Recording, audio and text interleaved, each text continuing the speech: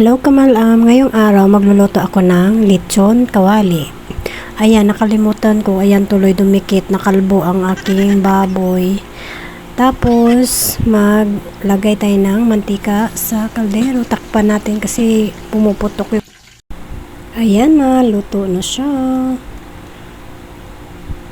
At ilagay natin sa may tissue para ma-absorb yung mantika.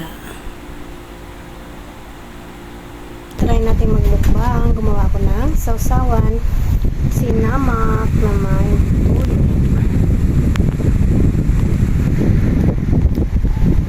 Ito na ang aking kawali. Baliktarin natin. Kalbo. Ito yung balat.